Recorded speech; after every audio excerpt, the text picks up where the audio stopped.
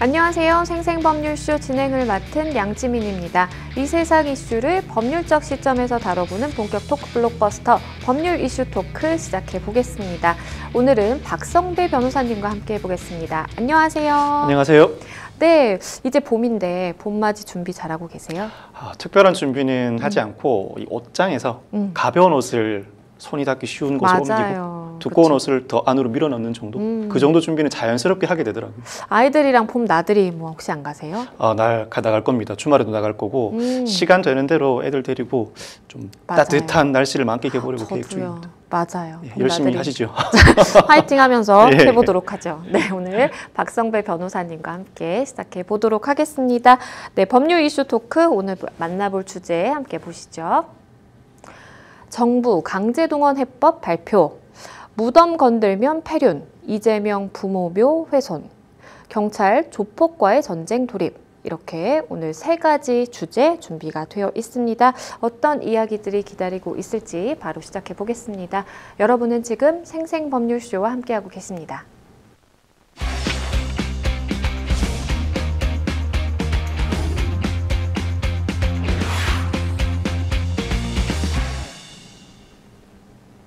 네, 첫 번째 법률 이슈 토크로 바로 가보겠습니다. 저희가 준비한 주제는요, 정부 강제동원 해법 발표라는 주제인데요. 이른바 제3자 변제를 골자로 하는 정부의 강제동원 해법을 두고 피해자 측 반발이 계속되고 있는 상황입니다. 관련해서 이야기 나눠보도록 하겠습니다. 윤석열 대통령은 최근 한일 강제징용 배상 협상과 관련해서 미래를 위한 결단이다 라면서 한일 관계 개선의 필요성을 거듭 강조했다고 하더라고요. 예, 윤 대통령이 지난 7일 국무회의에서 강제동원 문제해법 대선 공약을 실천한 것이라고 강조했습니다. 김대중 오부치 정신계승과 미래지향적 한일 관계를 언급한 대선 공약을 거론했는데 취임 초부터 외교부에 해결 방안을 주문했고 그동안 여러 우여곡절을 통해서 우리 정부가 결단을 내린 것이라고 설명했습니다. 한편 대통령실도 윤 대통령의 국무회의 발언을 일부 편집해서 이날 땡튜브 쇼츠로 공개하기도 했습니다. 그중에서도 조 바이든 미국 대통령으로부터 선물 받아서 집무실 책상 위에 올려둔 명패의 문구 모든 책임은 내가 진다를 쇼츠 영상에서 부각하기도 했습니다. 그런데 이걸 두고 굉장히 좀 시끄러운 상황입니다. 좀 하나하나 짚어볼게요. 일단은 정부가 일제강점기 강제동원 피해자 배상 해법을 발표한 이후에 일본 피고 기업인 이 미쓰비시 중공업 그리고 일본 제철의 참여 문제를 놓고 논란이 계속되고 있는 상황입니다. 이 가운데 외교부의 고위 당국자가 밝히기로는 일본 피고 기업이 일제 강제동원 피해자 지원재단 기금 조성에 참여하지 않을 것이다 라는 전망을 내놨네요. 외교부 고위 당국자 지난 10일 기자들을 만나서 재단에 대한 참여 지금 당장 피고 기업 기여가 있을 것으로는 예상하지 않고 있다고 했습니다. 즉 피고 기업에 해당하는 일본 기업들이 당장 참여할 가능성이 높지는 않아 보입니다. 다만 일본 정부도 민간 기업의 기부를 반대하지 않는다고 천명했고 기여할 수 있는 가능성은 닫고 있지 않기 때문에 장기적인 기대로 이해하시면 될 것 같다고 덧붙이기도 했습니다. 아울러서 희생자들이 정부 발표에 반대한다는 이야기가 나온다는 질문에도 우리가 이 판결금을 제3자인 재단이 지급을 해도 법률적 문제가 없다는 국내 권위 있는 전문가의 자문을 받아서 해법을 마련할 것이다 라고 재차 강조하기도 했습니다. 그런데 이 생존 피해자 대리인단은 지난 13일에 이 일제 강제동원 피해자 지원 재단을 찾았습니다. 사실 이제 생존 피해자도 3명밖에 남아있지 않은 그런 상황이에요. 근데 이제 이 피해자 지원 재단을 찾아서 정부의 제3자 변제안을 허용하지 않겠다라는 내용 증명을 전달을 했고요. 정부 안을 절대로 수용할 수 없다라는 공식 입장을 전했어요. 그렇습니다. 현재 강제동원의 생존 피해자는 양금덕, 김성주, 이춘식 씨 모두 3명이 전부입니다. 생존 피해자 대리인단 재단을 찾아서 정부의 제3자 변제안을 허용하지 않겠다는 내용 증명을 전달했습니다. 그동안 정부안을 수용할 수 없다는 입장을 고수해왔는데 이 대리인단 피해자들의 정부안 반대 의사를 재단에 밝혔다는 명확한 증거를 남기기 위해서 그 자리를 마련했다고 밝혔습니다. 정부의 제3자 변제안 피해 당사자가 원하지 않을 경우에 실행이 불가능하다는 법리적인 주장도 반복하고 주장하고 있습니다. 대리인 측 정부가 공탁 절차를 강행할 경우에는 소송도 제기하겠다고 예고한 만큼 앞으로 법적 다툼이 이어질 가능성도 충분히 존재합니다. 외교부와 재단은 피해자들을 직접 만나서 설득을 이어가고 있는 것으로 파악했습니다만 현재 설득이 원만하게 진행되는지는 의문이라고 할 수 있습니다. 글쎄요. 이 대리인단은 피해자들의 정부 반대 의사를 이렇게 밝혔다. 우리가 이런 입장이다라는 것을 이제 명확하게 좀 남겨두기 위해서 이렇게 내용 증명도 전달을 하고 거듭 이제 목소리를 내고 있는 것으로 보이는데요. 앞서서 이제 말씀해주신 일제 강제동원 피해자 양금덕 할머니가 계십니다. 지난 13일에 국회를 찾았어요. 국회를 찾아서 제3자 변제 방식의 강제동원 배상안에 대해서 나는 받아들일 수 없다. 거듭 해서 거부 의사를 밝히셨거든요. 네네. 이 양금덕 할머니가 출석한 국회 외통위 같은 경우에 사실 여야가 극렬하게 내치를 하다가 결국에는 합의 불발로 여당이 불참했습니다. 그래서 반쪽 회의로 진행이 됐다라는 점도 참 아쉽네요. 네, 양금덕 할머니가 최근 국회 상임위의 참고인 자격으로 출석했습니다. 제3자 변제 방식에 대해서 수용 불가 입장을 그 자리에서도 재확인했는데 말씀하신 것처럼 국회 외통위가 반쪽 회의에 그쳤습니다. 여당 의원들이 이번 주 후반 한일 정상회담 이후에 방일 성과를 한데 묶어서 전체 회의를 열자며 회의에 불참했기 때문입니다. 장외 공방도 이어졌는데 국민의힘은 윤 대통령이 정상회담을 통해서 일본 정부로부터 상응 조치를 얻어낼 계획이라면서 정부와는 결코 종착역이 아니라고 주장했습니다. 반면에 민주당은 사죄와 반성에 기초했던 김대중 오부치 선언이 아닌 돈 몇 푼의 과거사를 팔아넘겼던 김종필 오히려 야합이라고 빗대기도 했습니다. 그런가 하면요. 이 이재명 더불어민주당 대표가 이 정부의 일제 강제동원 배상안 무효를 촉구하는 2차 범국민 대회에 참석을 했습니다. 이 범국민 대회에 참석을 해서 굉장히 좀 신랄한 비판들을 좀 쏟아냈는데 윤 대통령에 대한 언급도 있었습니다. 굉장히 강하게 비판을 했죠. 이 대표가 11일 서울시청 광장에서 열린 제2차 범국민 대회에 직접 참석했습니다. 윤석열 정권의 치욕적인 강제동원 배상안이 다시 일본의 머리를 조아리게 하는 굴욕적인 모양을 만들었다고 강하게 비판했습니다. 사죄도 없고 배상도 없는 일본의 전쟁 범죄에 완전한 면죄부를 주는 게 말이 되나 일본에서 일본의 완승이라고 조롱이 쏟아지고 있다고도 그 비판을 이어갔습니다. 이정미 정의당 대표도 정부는 국익을 위한 결단이라고 말하지만 한일 정상 간에 셔틀 외교가 없다는 것 그리고 과거사 반성이 없는 것 빼고는 잘 돌아가고 있었다. 이런 상황에서 왜 우리가 일방적으로 일본의 요구를 수용해야 하는지 모르겠다고 비판 행렬에 동참했습니다. 네. 굉장히 좀 그 비판 수위가 높았던 걸로 보입니다. 이완용이 울고 갈 일이다 라면서 굉장히 좀 자극적인 이야기를 쏟아내기도 했고요. 이 강창일 전 주일 한국 대사도 정부의 일방적인 강제동원 해법 발표를 백기투항이다라고 표현하면서 굉장한 아쉬움을 드러냈습니다. 네, 이 사선 국회의원과 한일의원연맹 회장을 역임한 강창일 전 주일 대사가 일방적인 강제동원 해법 발표를 백기투항으로 표현하면서 아쉬움을 드러냈습니다. 강 전 대사는 한일 국장급 협의가 몇 년 동안 지속되면서 용어 하나 가지고도 실랑이를 해왔는데 그 노력이 백지화됐다고 평가했습니다. 백기투항한 것이라고 할 수 있고 특히 정부의 발표는 그 직후에 한미 정상회담, 한일 정상회담 등이 발표되니까 정상회담을 위해서 졸속으로 처리한 것처럼 비치게 됐다고 우려하기도 했습니다.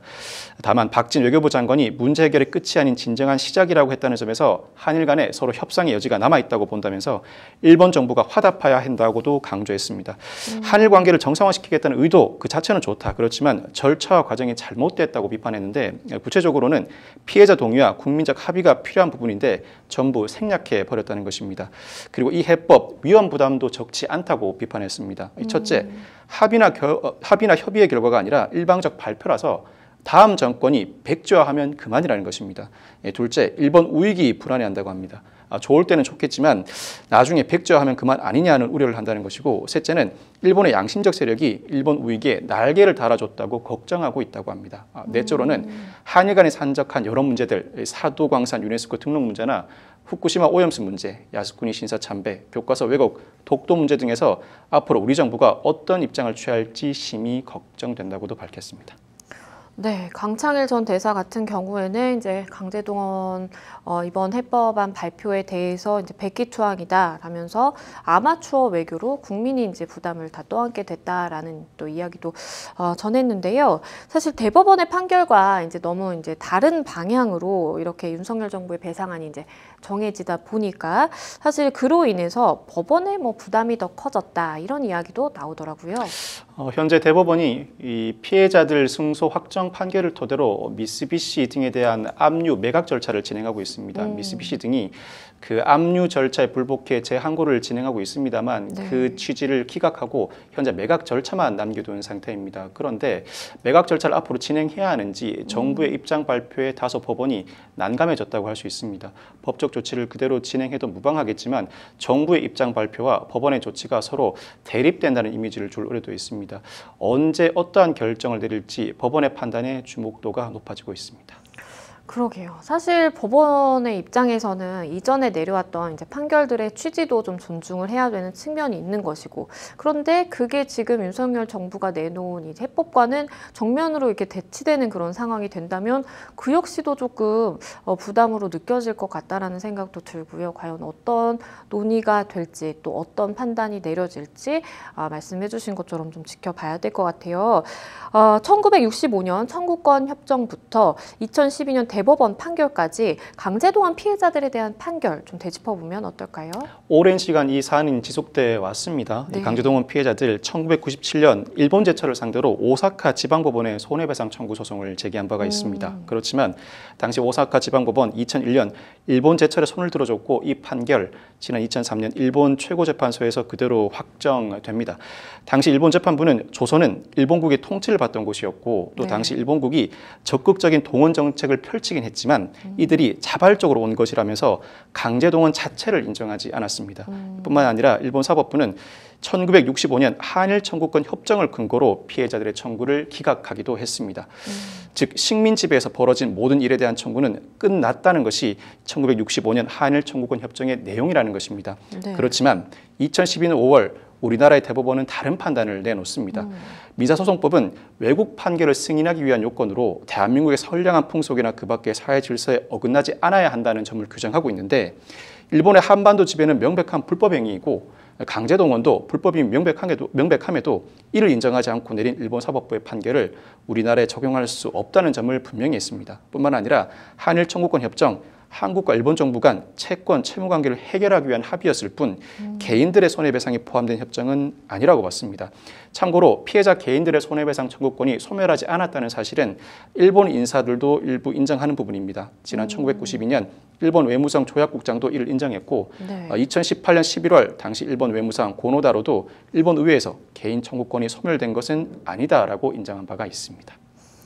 그러게요. 이 부분도 참 많은 분들이 답답해 하실 만한 부분인 것 같습니다. 정말 개인들의 손해배상 청구권이 아직 살아있다라는 점에 대해서 일본 정부도 일부 인정하는 부분이 있는 것인데 이 부분에 대해서 그렇게 인정하고 깔끔하게 합의를 하고 글쎄요. 이제 피해자들이 원하는 방향으로 이끌어 나가는 것이 과연 그렇게 좀 힘든 것인지라는 좀 의문도 듭니다. 2013년에도 2022년에도 행정부가 방안을 찾겠다라면서 좀 사법부를 압박했던 일이 있었다고요? 대법원이 지난 2012년 5월 24일 이 강제동원 피해자들의 손을 들어주면서 사건을 파기환송했고 파기환송심의인 서울고등법원이 2013년 7월 일본 제철이 1억 원씩 배상하라면서 피해자들 승소 취재 판결을 내놓습니다. 네. 이에 대해서 일본 제철이 다시 재상고를 하게 되는데 통상 상고심에서 파기환송된 사건 원심법원이 그 상고심의 취지대로 판결을 하고 나서 재상고한다고 하더라도 그 재상고는 신속하게 기각되기 마련입니다. 그럼에도 불구하고 대법원의 확정 판결 무려 5년이나 지난 2018년 10월 30일경에야 나오게 되는데 네. 그 중심에는 박근혜 정부 당시 양승태 대법원장의 사법농단 의혹이 있다는 의혹이 제기되고 있습니다. 당시 한일 관계 악화를 우려한 박근혜 정부가 판결을 미루거나 다시 심리해야 한다면서 양승태 사법부를 압박했고 이 상고법원 설치라는 수건 사업이 있던 양승태 사법부가 이에 호응했다는 것입니다. 네. 이에 따라서 대법원 확정 판결 5년이나 미뤄지게 됐는데 그 후과가 다소 컸습니다. 2018년 10월 30일 대법원 확정 판결을 받게 됐지만 이후 다수의 강제동원 피해자와 유족들이 이때야 일본 전범 기업을 상대로 소송에 나섰지만 패소합니다. 그 이유가 소멸시효가 완성되었다는 것인데 손해배상 청구권의 소멸시효는 손해 및 가해자를 안 날로부터 3년 내에 행사하여야 소멸시효가 완성하지 않습니다.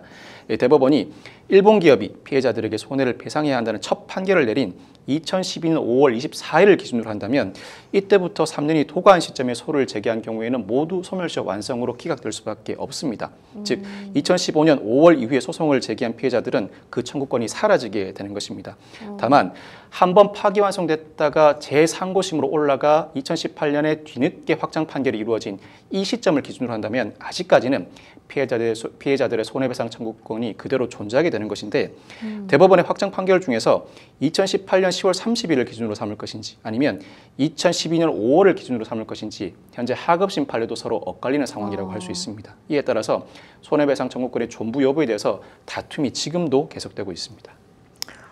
이게 사실 워낙 이제 오래된 일이고, 그리고 이렇게 글쎄요, 하급심 판결도 서로 엇갈리고 있는 막 상황과 이제 그리고 뭐 외교적인 부분까지 복잡하게 정말 얽혀 있다 보니까 쉽게 해결이 되기는 참 어려운 문제기는 한데 아직까지도 이렇게 좀 여러 가지의 목소리들이 나오고 있는 것 같습니다.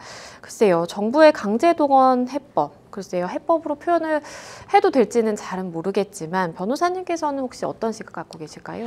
제3자 변제안은 무엇보다도 피해자들의 동의를 얻지 못했다는 점에서 중대한 문제점은 분명히 있습니다. 정부 입장에서는 당면한 북핵 문제가 상당히 위협적이라고 보고 한일 관계를 개선하고 한미일 삼각구도를 공고히 하기 위한 차원이라고 충분히 이해는 됩니다만 그 과정에서 국민적 동의를 충분히 얻었는지는 상당히 의문입니다. 뿐만 아니라 법리적인 쟁점도 다수 남아 있습니다. 네. 제3자 변제안은 우리나라가 재단을 만들어서 재단 출연금으로 피해자들에게 배상을 해주겠다는 것인데 우리 민법상 채무자가 아닌 제3자도 언제든지 배상은 할 수 있습니다. 즉 제3자도 채무를 이행할 수 있습니다만 채무의 성질 또는 당사자의 의사표시로 그 제3자의 변제를 허용하지 않는 경우에는 제3자는 변제를 할 수 없습니다. 다만 여기서 일컫는 당사자 의사표시는 채권자와 채무자 간 의사표시라 정부가 나서서 이 채무를 대신 변제하는 방안 자체에 대해서는 적용될 만한 법률 조항은 아닙니다만 그와 별개로 이해관계가 없는 제3자는 채무자의 의사에 반하여 변제하지 못한다는 또 다른 규정이 존재합니다. 여기서 일컫는 이해관계 없는 제3자란 법률상 이해관계 없는 제3자를 일컫는데 우리나라 정부는 이 사건 법적 쟁점에 대해서는 이해관계 없는 제3자라고 할 수 있습니다. 이해관계가 있다고 평가하기는 어렵습니다. 그렇다면 이해관계 없는 제3자는 채무자의 의사에 반해서 변제하지 못하는데 이 사건에서 채무자는 일본의 전범 기업들이죠. 그렇죠. 일본의 전범 기업들이 이 제3자 변제 방식에 동의할까? 지금도 관련 법적 다툼으로 자신들의 책임이 없다는 취지로 다투고 있는데 일본 기업의 의사가 반대 의사로 추정됨에도 불구하고 우리 정부가 나서서 제3자 변제를 강행하는 것이 유효한 변제인지 상당히 의문이 듭니다. 나름대로 정부는 관련 자문을 받았다고는 하지만 이 자문을 토대로 피해자들이 변제를 받지 않을 때는 공탁에 나설 경우에 피해자들이 반발할 가능성이 크고 그 과정에서 법적 다툼이 이어질 때 어느 쪽 편을 손을 들어줄지 피해자들 손을 들어줄 가능성도 상당히 있어 보입니다. 뿐만 아니라 정부가 재단을 설립해서 기업들로부터 출연금을 받는다고 했을 때 사실상 기업들로서는 압박을 느낄 수밖에 없고 이 자체가 직권남용이나 강요의 형사상 문제가 거론될 여지가 있습니다. 뿐만 아니라 실제로 기업이 출연금을 출연했을 때 이 자체가 기업 자체의 업무상 배임이 논의될 여지가 있습니다. 물론 정부가 그에 상응하는 인센티브를 준다면 배임죄 논란이 일부는 사그라들 수 있겠습니다만 기본적으로는 업무상 배임죄의 쟁점도 여전히 남아 있을 수 있습니다. 나름대로는 정부가 해법을 내놓았지만 이 해법이 외교적 문제를 풀어가는 데 큰 도움이 되기를 바라고 그렇지 않은 그 법률적 쟁점은 앞으로도 계속해서 이어질 것이라 이 다툼 언제까지 이어질지 완전한 해결이라고 평가하기는 섣부르다고 할 수 있습니다. 그러게요. 사실은 이제 정부 입장에서는 최선책을 내놨다라고 볼 수도 있을 것 같아요. 근데 하지만 어쨌든 피해자들이 굉장히 반발을 하고 있는 상황이고 법적으로도 조금의 문제의 소지가 있는 여지가 남아있기 때문에 글쎄 이거는 뭔가 한 단락이 마무리 지어지고 그 다음으로 넘어간다라는 느낌보다는 이게 지속적으로 문제가 정말 길어질 것 같다라는 좀 생각도 듭니다. 마지막으로 이 부분도 간결하게 좀 짚어볼게요. 제3자 변제와 공탁제도에 대해서 사실 우리가 쭉 이야기를 하면서 언급이 됐었는데요. 좀 설명을 해주시죠. 제3자의 변제는 기본적으로 채무는 채무자가 채권자에게 지급해야 합니다. 그렇지만 채권자 입장에서는 누가 돈을 지급하든 돈만 지급하면 그 자체 채권의 만족을 얻는 경우가 많아서 제3자의 변제는 언제든지 허용해 줍니다. 그렇지만 일정한 채권 관계에서는 단순히 돈만 지급하는 것이 아니라 직접 출연을 해야 한다든지 그림을 그려야 한다든지 채무자의 직접 채무 이행이 절실한 채권 채무 관계도 있습니다. 네. 이 경우 즉 그 의사 표시 내지는 채권 자체의 성질로 인해서 제3자의 변제가 허용되지 않는 경우가 있습니다. 이 사안 자체는 돈을 지급하는 방식이라 제3자의 변제를 허용하지 않는 방안이라고 보긴 어렵습니다만 앞서 설명드린 것처럼 이해관계 없는 제3자, 여기서 말하는 이해관계는 법적 이해관계로서 물상보증인 등을 말합니다. 즉 연대채무자, 물상보증인 등 채무자가 채무를 적시 이행하지 않으면 자신이 채무 이행을 추궁받는 자를 일컫는데 정부는 이러한 입장이 있지 않죠. 그렇죠. 정부가 임의로 제3자 변제를 강행하기 위해서는 채무자의 의사에 반하지 않아야 하는데 과연 재단을 설립해서 피해자들에게 배상을 하는 정부의 입장에 일본 기업들이 동의할지가 상당히 의문입니다. 사실 실무상으로는 채무자의 의사에 반한다는 사정을 채무자 측이 입증하여야 한다는 입증 책임 분배의 원칙도 있지만 기본적으로는 현재 우리나라에서 이루어지고 있는 각종 재판에서 일본 기업들이 그 주장을 굽히지 않고 있는 만큼 채무자의 의사에 반한다고 볼 여지가 있어서 앞으로도 법적 다툼은 계속해서 이어질 것 같습니다. 그러게요. 이게 말씀 주신 것처럼 쉽게 절대 해결될 수 있는 문제는 아닌 것 같고요. 법적인 다툼도 크게 다 또 해결이 되려면 그만큼의 또 시간도 소요가 되겠다라는 좀 생각도 듭니다. 네, 첫 번째 법률 이슈 토크, 정부의 강제동원 해법 발표라는 주제로 이야기 나눠봤습니다. 여러분은 지금 생생법률쇼와 함께하고 계십니다.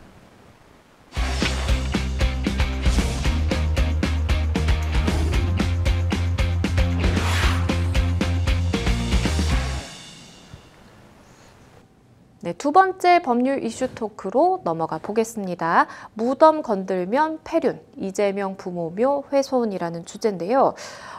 충격적인 일이 있었어요. 이 이재명 더불어민주당 대표의 이제 부모의 산소가 훼손이 돼서 굉장히 많은 분들이 놀라셨어요. 이 사실이 널리 알려지게 된 계기는 이재명 대표가 지난 12일에 직접 SNS에 사진과 글을 올리면서부터입니다.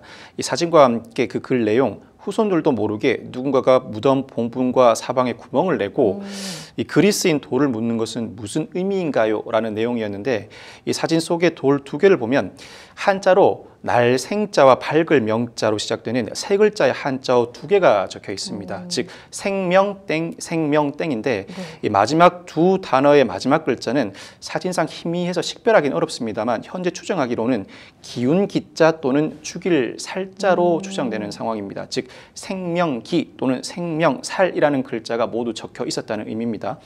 기자들이 이 직접 현장에 가서 확인해 본 결과 이 분묘를 중심으로 사방 네 곳에 깊이 약 20cm 정도의 구멍이 나 있고 네. 이 두 곳에는 뾰족한 돌이 꽂혀 있었으나 관리인이 치웠는지 보이지 않는 상태라고 합니다.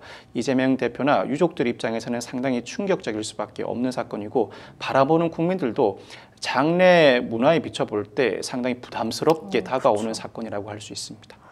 네, 그러다 보니까 이 이재명 대표의 부모 산소 훼손과 관련해서 경찰이 합동수사팀을 꾸려서 조사에 나섰다고 하네요. 맞습니다. 이재명 대표 부모의 묘소를 누군가 파헤치고 한자가 적힌 돌을 파묻은 사건과 관련해서 경찰이 조사에 나섰습니다. 경북경찰청과 경북봉화경찰서가 합동수사팀을 구성하고 입건전 조사, 즉 내사에 착수한 것인데 경찰이 지난 12일에 과학수사대를 현장에 투입해서 훼손 상태와 관련 증거를 살폈고 주변 CCTV를 확보해 용의자를 찾을 방침이라고 합니다. 다만 이 묘소에 누군가 와서 분묘를 훼손한 사건 언제 왔는지가 특정되지 않은 상황이라 조사에 상당한 시간이 걸릴 수 있습니다. 경찰도 CCTV를 확보하는 과정에서 이 당사자가 언제 찾아왔는지 확인할 수 없는 상황이라 짧게는 수개월, 길게는 과거 1년치의 CCTV를 전부 확인해야 한다는 입장입니다. 이 CCTV 확인이 생각보다 시간이 오래 걸립니다. 다만 일부 보도에 따르면 의심스러운 정황을 가진 자가 차량으로 이동하는 장면이 담긴 CCTV를 경찰이 이미 확보해 조사에 들어갔다는 보도도 나오고 있습니다. 그렇지만 아직까지는 수사 초기 단계라고 할 수 있고 의심스러운 정황을 가진 이가 실제로 분묘를 훼손한 이인지는 수사를 통해 밝혀내야 할 부분이라고 할 수 있습니다. 묘소이다 보니 관련 증거를 찾는 데 한계가 있지만 합동수사팀을 구성해 과학수사대가 편성되고 집중적으로 수사를 진행해 나간다면 시간의 문제이지 그 범인을 찾아내는 것 자체는 분명히 가능할 것으로 예상합니다. 네, 말씀해 주신 것처럼 사실 이제 이게 이제 묘소다 보니까 조금 한적한 곳에 있고 CCTV도 막 이렇게 도심 같이 이렇게 많지 않다 보니까 조금의 그렇죠. 이제 시간은 좀 걸릴 수도 있을 것 같고요. 그런데 이제 언론 보도를 보니까 이제 그 주변에 사시는 이제 주민분들이 가족인 줄 알고 뭐 이렇게 뭐 분묘를 이렇게 왔다 갔다 하는 모습을 봤는데 가족인 줄 알고 그냥 가만히 있었다라는 또 이야기도 전해지더라고요. 목격자도 이제 분명히 또 있는 상황이기 때문에 그래도 좀 수사의 속도를 내볼 수 있지 않을까라는 기대도 해보겠습니다. 이렇게 이제 묘소를 훼손한다라든지 이렇게 구멍을 뚫어서 뭐 이렇게 돌을 막 넣어놓고 이런 행위들을 법적으로 어떻게 바라볼 수 있을까요? 법적으로는 분묘 발굴죄에 해당합니다. 분묘를 발굴한 자는 징역 5년 이하에 처하게 하는데 이 분묘 발굴죄는 이 분묘를 완전히 훼손해서 유골을 드러낼 정도가 되어야 성립하지는 않습니다. 분묘 일부라도 예를 들어서 복토의 전부 또는 일부를 제거하는 조치만으로도 분묘 발굴죄가 성립하게 됩니다. 이 사안도 충분히 이 분묘 주변에 구멍을 4개 뚫고 그 안에다 두 곳에는 돌을 끼워 놓은 상태 자체만으로도 분묘를 훼손하였다고 평가할 수 있어서 분묘 발굴죄가 성립합니다. 단순히 손괴죄가 아닌 장래 의식을 보호하는 분묘 발굴죄가 성립하는 만큼 처벌 수위도 더 높고 이 분묘 발굴죄는 벌금형이 따로 규정되어 있지 않습니다. 실형 또는 집행유예가 선고되는 죄라고 할 수 있습니다. 네, 어서 빨리 이 범인들이 좀 잡힐 수 있기를 바라보겠습니다. 이런 이야기도 있네요. 지난달 5.18 민주화운동 공법단체 중 2곳과 이 대한민국 특전사 동지회가 광주 전남 지역 시민단체 100여 곳의 반대에도 불구하고 포용과 화해와 감사, 대국민 공동선언식 행사를 예정대로 또 진행했다라고 합니다. 그렇습니다. 5.18 민주화운동 공법단체 중 2곳 부상자회와 공로자회가 대한민국 특전사 동지회와 함께 공동선언식 행사를 그대로 강행했습니다. 지난달 19일 광주 서구 5.18 기념재단에서 포용과 화해와 감사, 대국민 공동선언식을 개최한 것인데 그 행사 내용 5.18 진상규명을 위한 포용, 특전사 동지회와 화해, 5.18 민주영령의 감사 등의 주제로 열리게 된 것입니다. 이날 행사를 주도한 단체들 대국민 공동선언문에서 5.18 상황에서 광주 현장에 겸군으로 투입돼 임무를 수행한 이들 엄격한 상명하복을 원칙으로 하는 군인의 신분이었다. 그 다수가 오늘날까지 오랜 정신적, 육체적 아픔으로 점철해 왔던 점에서 피해자로 바라보는 것이 마땅하다고 본다라고 주장했습니다. 5.18 민주화운동 공법단체와 대한민국 특전사 동지회 아픔과 상처를 치유하는 것이 우리의 숭고한 시대적 사명이라고 인식하면서 대승적 관점에서 용서와 화해 공동선언을 한다라고 밝히기도 했습니다. 이 자리에는 박민식 국가보훈처장, 국민의힘 윤상현, 성일종 국회의원 등도 축사에 동참했습니다. 다만 이 행사에는 반대도 만만치 않았습니다. 네. 이날 5.18 기념재단 주변에는 행사 개최를 반대하는 광주, 전남 지역 시민단체 100여 명과 물리적 충돌을 막기 위한 경찰들로 혼잡한 상황이었습니다. 일제 강제동원 시민 모임, 광주 경제정의 실천 시민연합, 광주 기독교교회 회비회 등 100여 개가 넘는 단체들이 계엄군을 피해자로 규정해 필요한 법적, 제도적 지원을 가능하게 만드는 공동선언의 골자에 대해서 대국민 공동선언 폐기와 사과를 요구한다면서 반대 집회를 개최했습니다. 행사 주최 측과 시민단체 회원들 간 몸싸움이 벌어지기도 했고 네. 행사 개최를 반대하는 시민사회단체를 의식한 듯 이 5.18 국립묘지 참배 일정 이 단체들 이날 오전으로 앞당겨 진행하기도 했습니다. 이에 대해서 기습 참배 또는 반쪽 참배라는 비판의 목소리가 나오기도 하고 있습니다. 글쎄요. 이게 물론 이제 뭐 화합과 그리고 뭐 용서와 뭐 이런 방향으로 가야 되는 것은 맞는데, 그런데 이제 진정한 피해자들의 사실은 이제 목소리도 중요하고 진정한 피해자들에 대한 사과가 있었어야 되는데, 그것이 언제 없다 보니까 사실은 좀 비판을 받는 측면도 있는 것 같아요. 이 5.18 부상자회와 공로자회가 행사를 강행하면서 뭐라고 밝혔느냐라고 보니까요. 만남 자체가 진상규명의 시작이고 5.18 묘지 참배 자체가 사죄다라는 입장을 밝혔네요. 여러 비판에도 불구하고 이 행사의 취지는 충분히 존재한다라고 주장하고 있습니다. 지난 43년간 정치권에 맡겼던 일을 이제는 당사자끼리 풀어보겠다는 것이라는 것입니다. 진정한 사과와 진상규명이 먼저라면서 반대하는 입장에 대해서도 나름대로 반박을 하고 있는데, 진정한 사과를 요구한다면 누구에게 어떤 방법으로 하라는 것인지 밝혀달라, 추상적인 언어로 반대하지 말라고 지적을 하고 있습니다. 또 5.18 유족회가 초청 행사 불참을 선언한 데 대해서도 최근까지 함께하다가 압박에 못 이긴 것이라면서 행사 취지는 퇴색되지 않는다고 설명하기도 했습니다. 이번 행사를 위해서 상당한 준비를 했고 많은 시간과 노력을 들였다면서 화합 행사를 예정대로 추진할 뜻을 애초에 밝히기도 했습니다.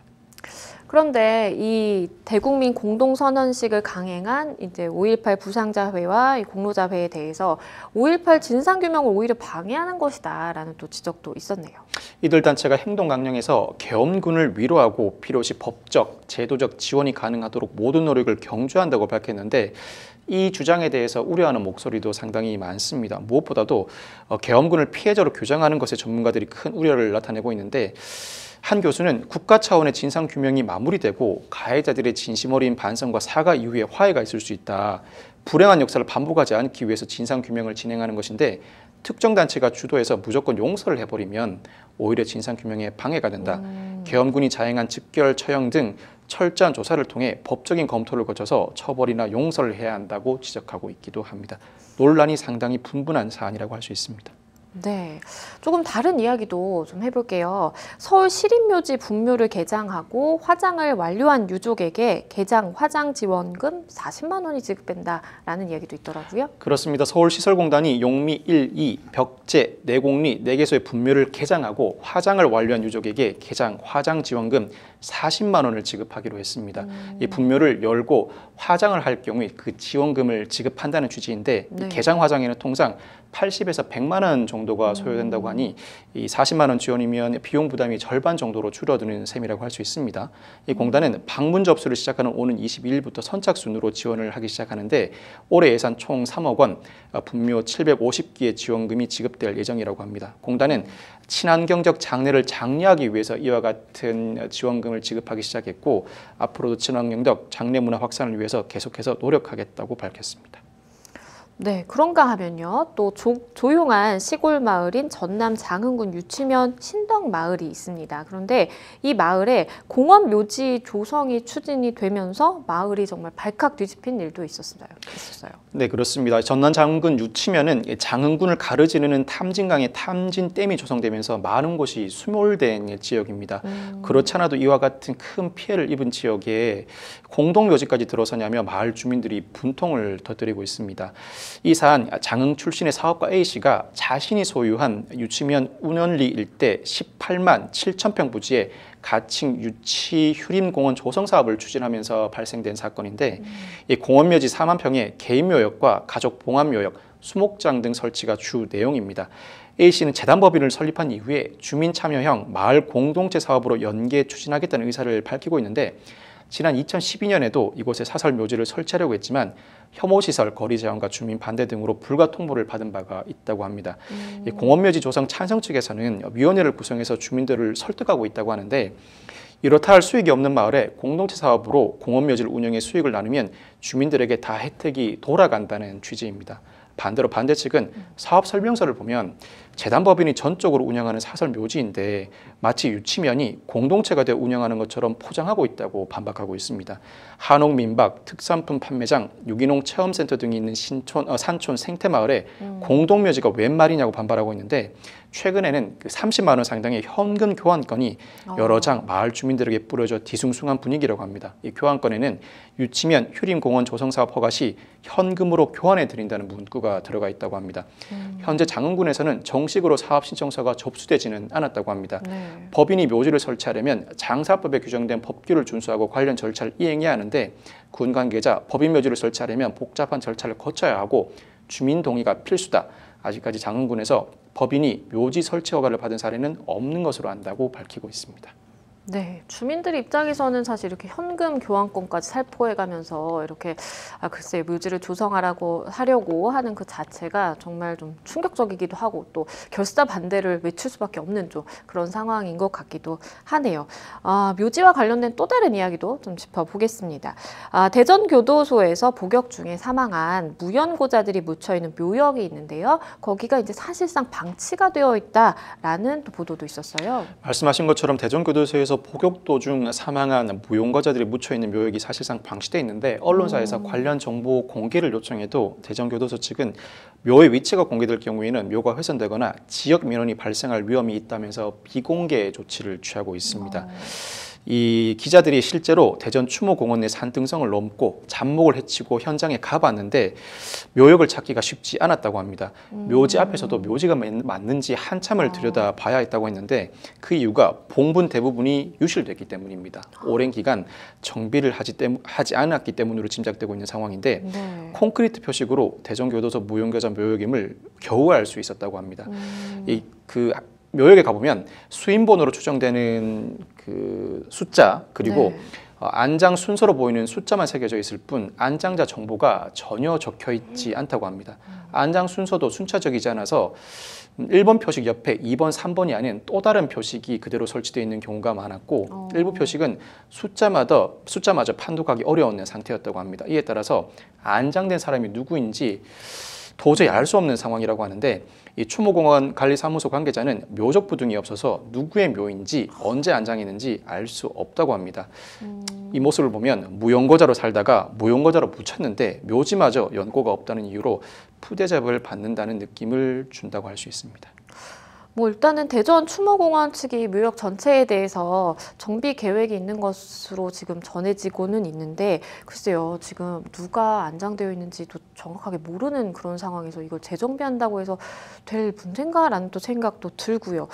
무연고자가 묘지 관리 근데 또 쉽지도 않을 것 같거든요. 어떨까요? 무연고자가 사망한 사건이다 보니 그 묘지가 온전히 관리되지 못하는 상황은 어찌 보면 자연스러울 수는 그러게요. 있습니다. 그렇지만 어쨌든 우리나라 국민 내지는 사람으로서 교도소에서 복역하다 죽은 사람 혹시나 나중에라도 연고자 내지는 관련 친인척이 찾으려고 할 때 누구 묘지인지 누가 그쵸. 어디에 안장되어 있는지 정도는 확인할 수 있을 정도로는 관리를 해야 한다고 봅니다. 사람의 일이란 알 수 없고 무연고자라고 하더라도 평생 무연고자로 살지 않았을 가능성이 높습니다. 그쵸. 일시적으로 무연고자다 보니 이와 같은 방식으로 처리되었지만 누군가가 나타나서 그 사람을 찾고자 할 때 국가가 관리를 해오다 사망한 사람이 있다. 그러면 그 사람을 묻을 때에도 적어도 이 사람이 어디에 묻혀 있는지는 알려줄 정도로는 관리를 해야 하지 그렇지 않다면 우리나라가 발전된 나라라고 할 수 있을지 다시 뒤돌아봐야 할 것 같습니다.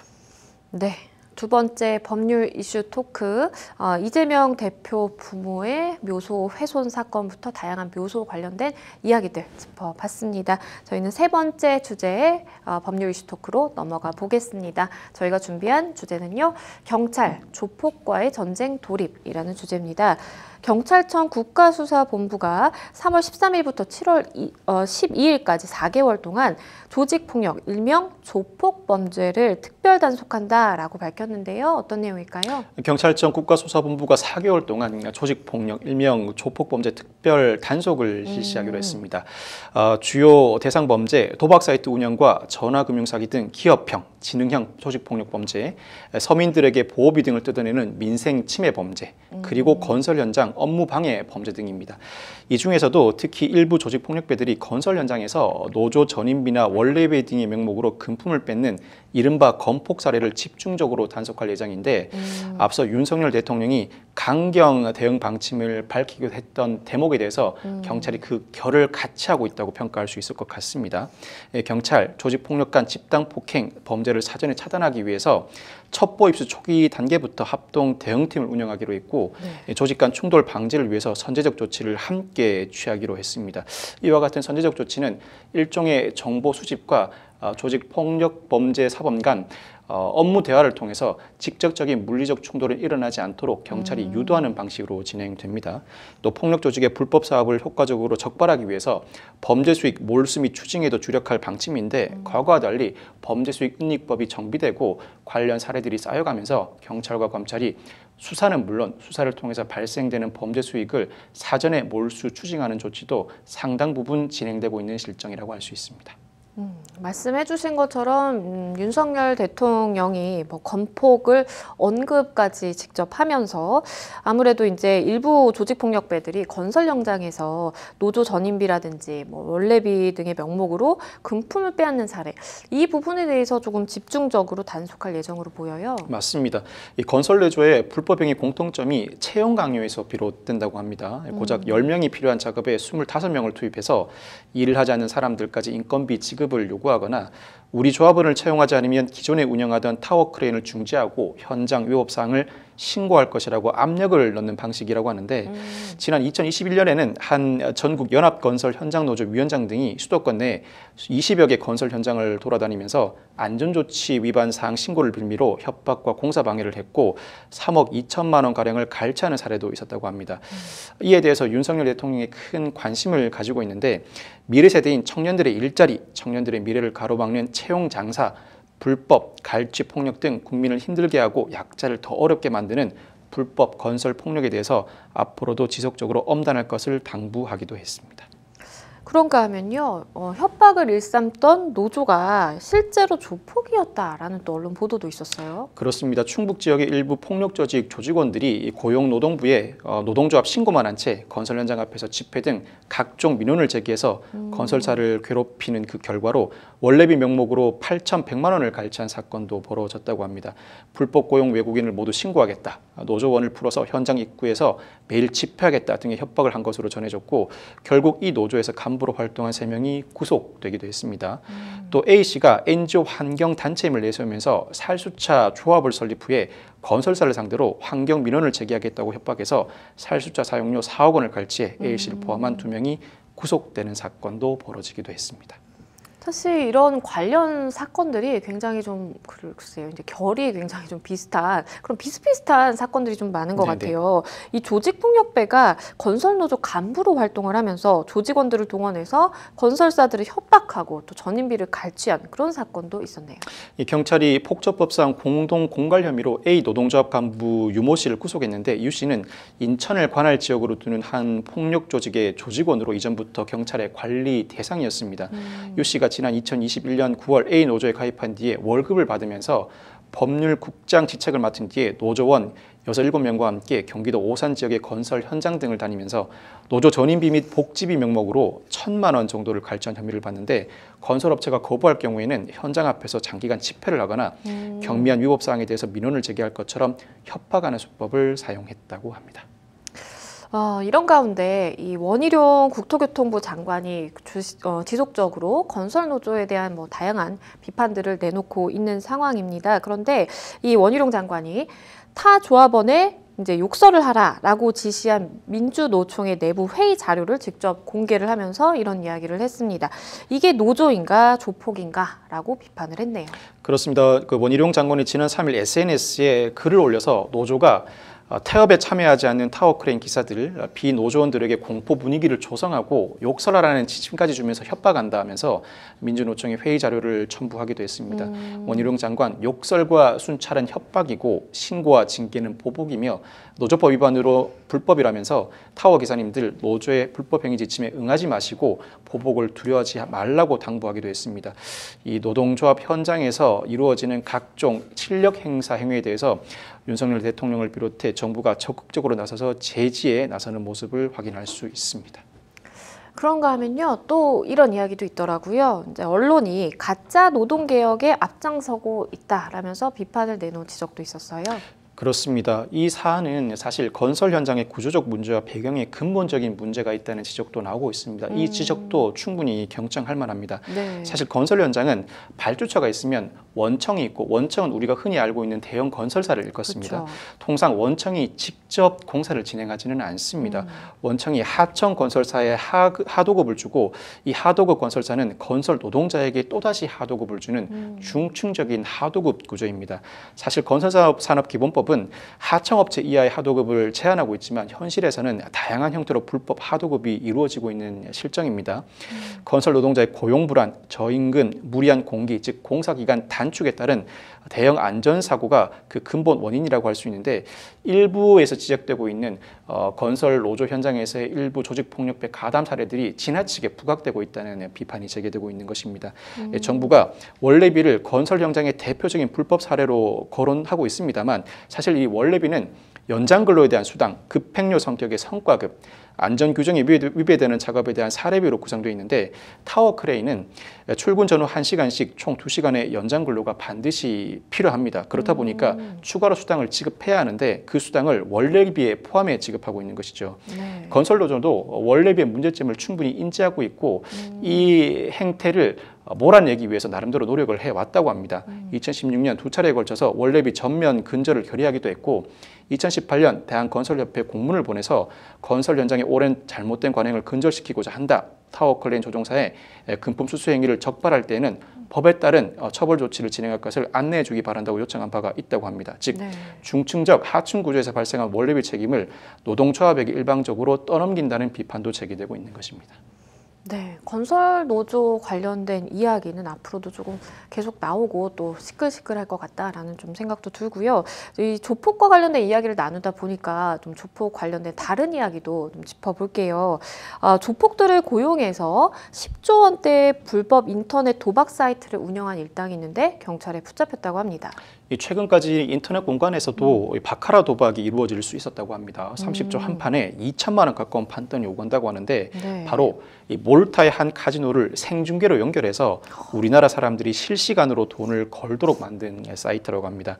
필리핀, 마카오 등 유명 호텔 카지노가 실시간으로 연결되는 이 불법 사이트, 지난 2019년부터 2년간 판돈 무려 10조 원이 오고 갔다고 합니다. 이 사이트가 단시간에 조 단위의 판돈을 굴릴 수 있었던 것, 바로 조폭의 도움이 있었기 때문이라고 하는데, 불법 사이트 운영자 평소 상습 도박자들을 잘 알고 있는 조폭들을 고용해서 모객과 운영을 맡겠다고 합니다. 판돈의 1% 이하만 수수료를 뗐는데 그것만 해도 1천억 원이 넘는 이익을 챙겼다고 합니다. 도박 사이트 운영 총책 등 16명이 구속됐고, 대포 통장 대여자와 도박꾼 136명도 입건됐고, 경찰은 도박 사이트를 모두 폐쇄 조치하는 한편 해외로 달아난 조직원이 있을 것으로 보고 추적도 계속 진행 중입니다. 와, 10조 원대라고 하면 정말 상상 그 이상인 것 그렇죠. 같다라는 생각도 네네. 들고 굉장히 조직적으로 운영을 한 것 같다라는 생각도 드네요. 또 다른 사건이 있습니다.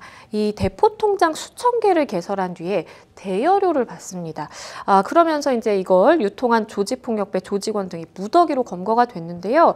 그런데 이들이 유통한 대포 통장으로 거래된 자금의 규모를 살펴보니까요, 약 13조 원에 이르는 것으로 파악이 됐습니다.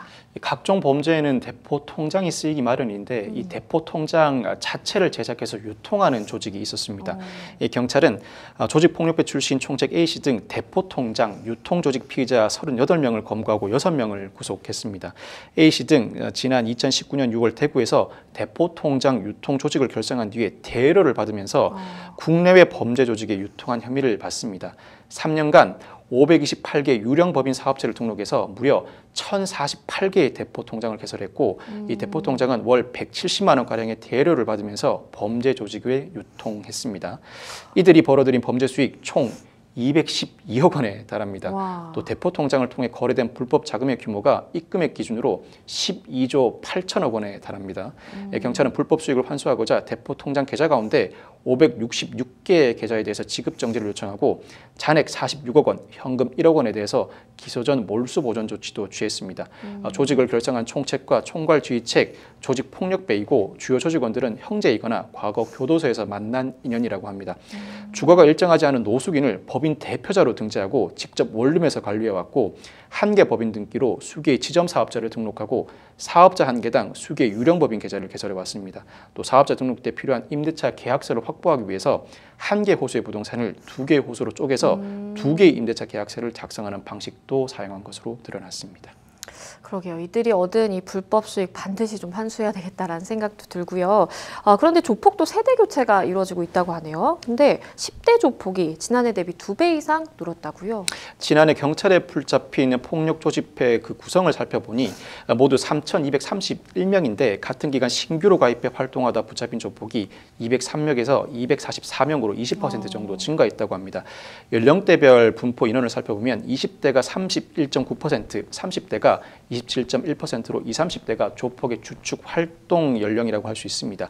그렇지만 40대도 24.4%, 50대 이상도 10.1%, 10대도 6.5%로 분포했습니다. 특히 10대 조폭 검거 인원이 전년에 비해서 114% 늘어났는데 이를 두고 조폭 세계에서도 신구 교체가 일어나는 것으로 추정된다는 설명이 덧붙여지고 있습니다. 범죄 유형별로는 폭력 행사가 39.5%, 사행성 영업이 23.2%, 업소 괄체가 0.7%, 불법 자체가 0.6% 등을 차지했습니다. 네, 세 번째 법률 이슈 토크, 경찰 조폭과의 전쟁 돌입이라는 주제로 짚어봤습니다. 네, 생생법률쇼 마칠 시간이 다 됐는데요. 오늘 함께해 주신 박성배 변호사님 감사합니다.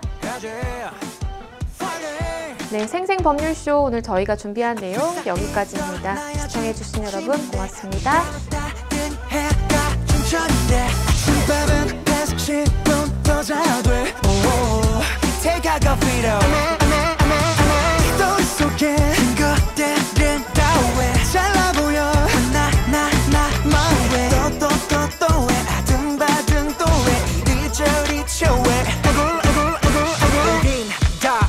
폰꼽은 좀비 빈교해 모두 다 텐션업 펌핑 힘을